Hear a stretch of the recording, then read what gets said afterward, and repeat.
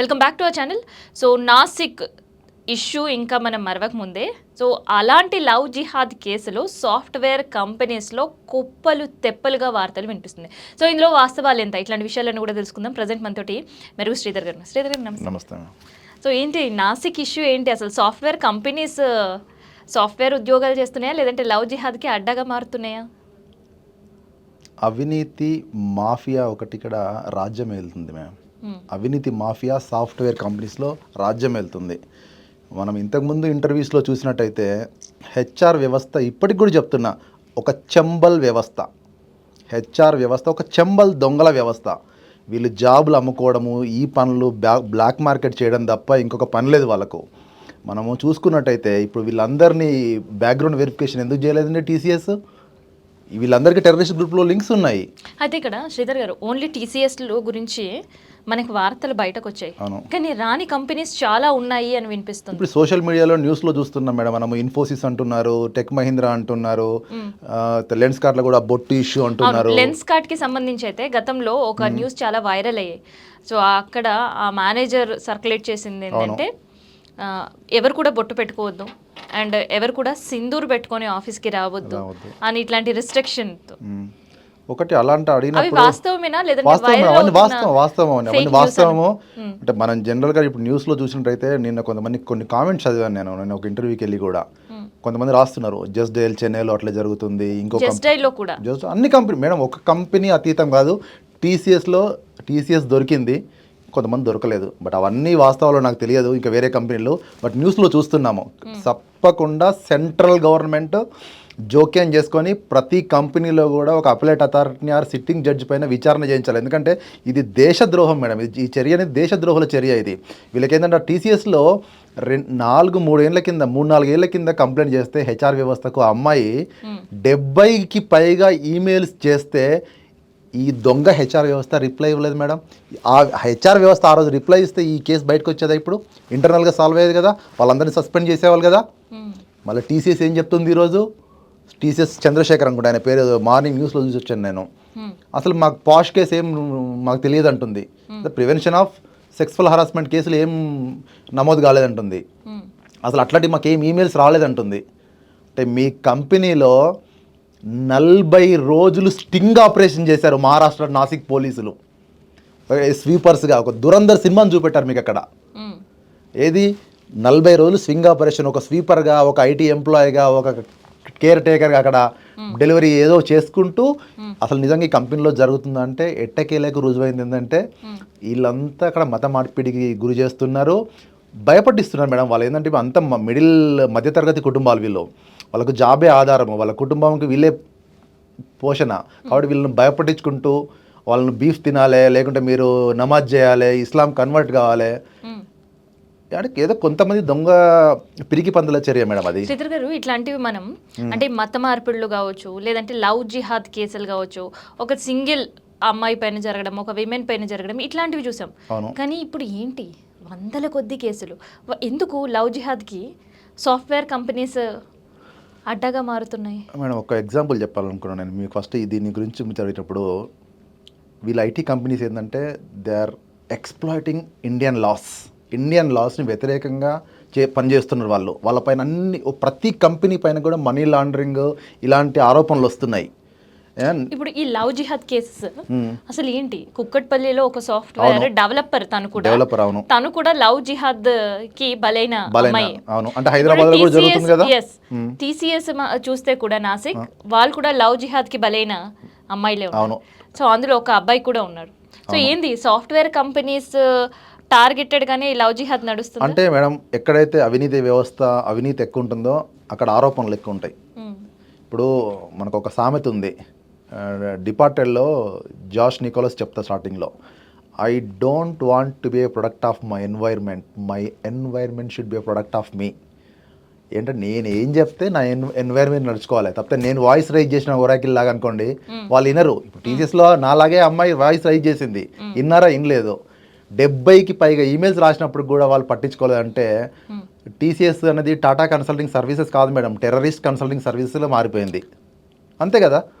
చాలా పెద్ద word declare చేస్తారు మేడం, తప్పకుండా చేస్తారు. ఎందుకంటే ఇప్పుడు నేను అన్నది కాదు మేడం, సోషల్ మీడియాలో ఉన్న మాటలు అవి. ఇప్పుడు నాకు పర్సనల్ గడ్జ్ ఎవరితో లేదు. వాళ్ళు ఏమన్నా Tata conversion service, terrorist consulting services, Larry టౌన్లో టీసీఎస్ ఆఫీస్ ఓపెన్ చేస్తున్నారు అనుకుంటే సోషల్ మీడియాలో జరుగుతున్నా చెప్తున్నాను నేను అంతే. అదైతే జరుగుతుంది చర్చ. ఇప్పుడు వాళ్ళు ఇప్పుడు ఎందుకంటే ఇంత పెద్ద ఇదొక పెద్ద మన దేశద్రోహ చర్య మేడం. టీసీఎస్ నిజంగా చెప్పాలంటే అన్ని టీసీఎస్ ఆఫీసులు లేకుంటే ఎవరైతే ఆరోపణలు ఎదుర్కొన్న కంపెనీలో షట్ డౌన్ చేసి గవర్నమెంట్ ఒక సిట్టింగ్ జడ్జితో కానీ సిబిఐ ఎంక్వైరీ చేయాలి మేడం. అయితే ఇక్కడ శ్రీధర్ గారు ఒక లవ్ జిహాద్ కేసు, మత మార్పిళ్ళు ఇక్కడ వరకు మాత్రమే ఆలోచించారు. కానీ వన్స్ ఇన్వెస్టిగేషన్ స్టార్ట్ అయిన తర్వాత నిధా ఖాన్ ఉగ్రవాదులతో తనకు సంబంధాలు ఉన్నాయనే వార్తలు ఏంటి? మీరు ఇప్పుడు ఈ విషయం కొత్త కాదు మేడం. యాక్చువల్గా లాంగ్ బ్యాక్ చూస్తే కొన్ని సంవత్సరాల కింద జీలో ఒక టెర్రరిస్ట్ లింక్స్ ఉన్న వ్యక్తి బయటపడ్డాడని మనం న్యూస్లో చాలా న్యూస్ చూసాము. అంటే ఇప్పుడు ఎవరిది ఈ బాధ్యత? ఎవరిది? హెచ్ఆర్ వ్యవస్థది. మీరు ఒక పర్సన్ను రిక్రూట్ చేసుకుంటారంటే అతని బ్యాక్గ్రౌండ్ వెరిఫికేషన్ అండి, ఏమైనా పోలీస్ కేసులు ఉన్నాయా, ఏమైనా సస్పెక్ట్స్ ఉన్నాయా అని వెరిఫై చేయాల్సిన బాధ్యత కంపెనీల పైన, కంపెనీ మేనేజ్మెంట్ పైన ఉంది. కానీ వీళ్ళు హెచ్ఆర్ వ్యవస్థ చేసే పని ఏంది? ఇప్పుడు వీళ్ళకి ఎవరైతే నిధా ఖాన్ గురించి మనం మాట్లాడుకుంటాం, సో వీళ్ళకి బయట నుంచి కూడా ఫండింగ్ ఉంటుందా? డెఫినెట్గా మేడం. ఈరోజు సస్పెక్ట్ చేస్తున్నారు ఏంటంటే వీళ్ళకు మలేషియన్ గ్రూప్ నుంచి ఫండింగ్స్ ఉన్నాయి అండ్ జకీర్ నాయక్తో అందరికీ సంబంధాలు ఉన్నాయి వీళ్ళకు. అది చాలా తక్కువ, మేబీ ఇంకెక్కువ ఉండొచ్చు కూడా. మేబీ ఐఎస్ఐతో ఉండొచ్చు, లేకుంటే డి కంపెనీతో ఉండొచ్చు. కంపల్సరీ ఇవన్నీ హస్తాలు ఉంటాయి మేడం, అందులో డౌటే లేదు. ఎందుకంటే ఇదంతా జాతి వ్యతిరేక కుట్ర. ఎందుకంటే మనకేంటంటే మన ఇండియాను చీల్చే కుట్ర ఇది, మన భారతదేశాన్ని చీల్చే కుట్ర ఇది మేడం. ఇది చిన్న ఒక టీసీఎస్తోనే కాదు మేడం. ఎవరైతే ఆరోపణలు వస్తున్నాయో సెంట్రల్ గవర్నమెంట్ వాళ్ళందరికీ నిష్పక్షపాతంగా ఒక అపిలేట్ అథారిటీని కానీ ఒక సిట్టింగ్ జడ్జితో విచారణ చేయించాలి. ఒక ఇండిపెండెంట్ అథారిటీకి పెట్టి టోల్ ఫ్రీ నెంబర్ పెట్టామనుకోండి, టోల్ ఫ్రీ నెంబర్ పెట్టి వెరిఫై చేయాలి. ఇప్పుడు సపోజ్ ఒక అమ్మాయి అయినా ఏదో కంపెనీలో సెక్సువల్ హరాస్మెంట్కి గురైంది అనుకోండి, కంపల్సరీ. ఎందుకంటే కంపెనీస్లో ఇంటర్నల్ ఎథిక్స్ కమిటీలు ఉంటాయి మేడం. ఈవెన్ ఒరాకిల్లో కూడా ఉన్నాయి. నేను 100 పైన కంప్లైంట్లు ఇచ్చాను, ఒక్కడు దానికి రెస్పాండ్ ఇవ్వడు. అవన్నీ ఏంటంటే చెత్త బుట్టలా వేసే కాగితాలు. కాబట్టి అలాంటి కంపెనీస్ పైన లేబర్ లాస్ కఠినతరం చేయాలి, money laundering, FEMA, PMLA acts కఠినతరం చేయాలి. అసలు వీళ్ళు ఏం చేస్తున్నాయి? ఎందుకంటే ఇప్పుడు ఒక ఎగ్జాంపుల్ ఒరాకిల్లో చూసుకున్నట్టయితే ఒరాకిల్కు అయితే ఇక్కడ యుఎస్ కమిషన్ $23 మిలియన్ ఫైన్ వేసింది. ఇవన్నీ కూడా మనకు కంటిన్యూగా వచ్చే కంప్లైంట్స్ మనం చూస్తున్నాము, వింటున్నాము, దీనిపైన డిస్కషన్స్ కూడా చేసుకుంటున్నాము. కాకపోతే ఈ లవ్ జిహాద్ కేసెస్ ఏంటి అసలు? లవ్ జిహాద్ కేసులు అంటే ఏం లేదు మేడం, బలవంతంగా మతం మార్చడం.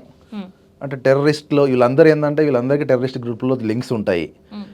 ప్లస్ ఏంటంటే వాళ్ళు కంప్లైంట్ చేసినప్పుడు వాళ్ళు పట్టించుకోకపోవడము. ఈ లవ్ జిహాద్ కేసులు ఇప్పుడు కుకట్పల్లిలో మనం రీసెంట్గా ఒకటి చూసాము, ఇష్యూ చూసాము. మనం ఏ కంపెనీ నాకు తెలియదు. అలాంటి ఇప్పుడు ఒక ఐటీ ఎంప్లాయీ మీరు, సో అలాంటివన్నీ కూడా కంపెనీలో పాసిబుల్ అవుతాయి అసలు?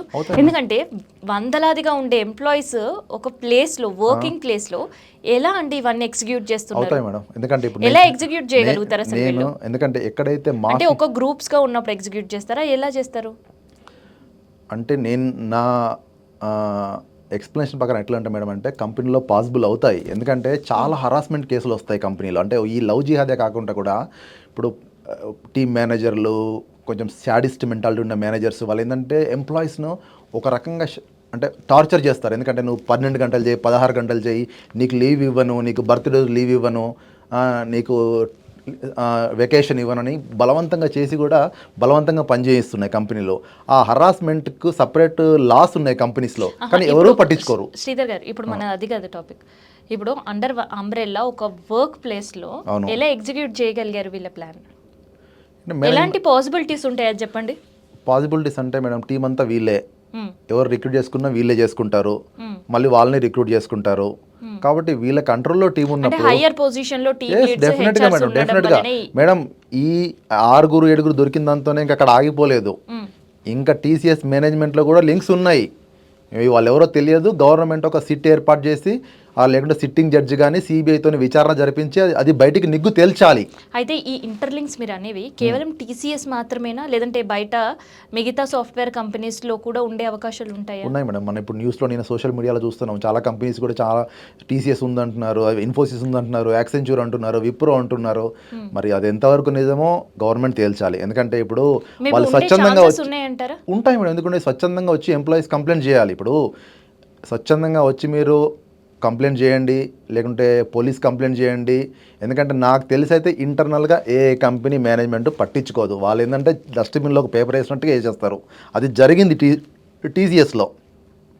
ఈరోజు చూస్తే మేడం సోషల్ మీడియా అంతా కూడా టీసీఎస్లో open office in Lyari town, Rehman డొకైతులు ఉన్నారు, ఉజర్ బెలూచ్లు ఉన్నారు, అస్లం చౌదరీలు ఉన్నారని నేను చెప్పట్లేదు మేడం. ఇప్పుడు మొత్తం అదే న్యూస్, పొద్దున్న నుంచి చూస్తే అవే న్యూస్ మొత్తం సోషల్ మీడియాలో. మరి అట్లే అవుతుంది మేడం. ఎందుకంటే మీరు ఒక ఎంప్లాయీ కంప్లైంట్స్ను ఇగ్నోర్ చేసినప్పుడు ఇలాంటి ఇష్యూస్ బయటకు వస్తాయి. మీ వ్యవస్థ స్ట్రాంగ్ ఉంటే ఇప్పుడు టెర్రరిస్ట్ లింకులు ఉన్న వాళ్ళు మీ కంపెనీలో ఎందుకుంటారు? అంతే కదా మేడం, టెర్రరిస్ట్ లింక్లో మీ కంపెనీలో ఎందుకుంటారు? మీరు చేసిన పని ఏంది అసలు? మీరు ఏం చేశారు? వాళ్ళ ఈమెయిల్స్ ఇగ్నోర్ చేశారు మీరు. 70 పైకి ఈమెయిల్ రాసినట్టుంది ఆమె.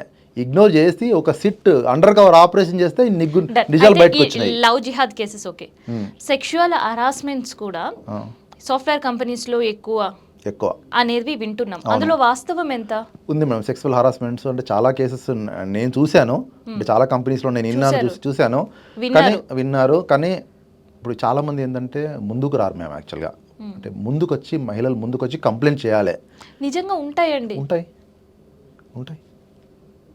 ఉంటాయి మేడం యాక్చువల్గా. ఎందుకంటే సెక్సువల్ ఒక టీమ్స్ యాక్చువల్గా నేనంటే ఇప్పుడు ఈ కంపెనీలో ఒక కంపెనీలో చూశాను నేను. అంటే పాత కంపెనీలో చాలా ఆరోపణలు వస్తే ఇంటర్నల్ కమిటీస్, అప్పుడు ఆ కంపెనీ వెరీ గుడ్ కంపెనీ, వాళ్ళు ఎంక్వైరీ చేశారు, అవన్నీ చేశారు. కానీ ఈ మధ్యలో చూస్తున్నది ఏంటంటే చాలా కంపెనీలు దాన్ని ఇగ్నోర్ చేస్తున్నాయి.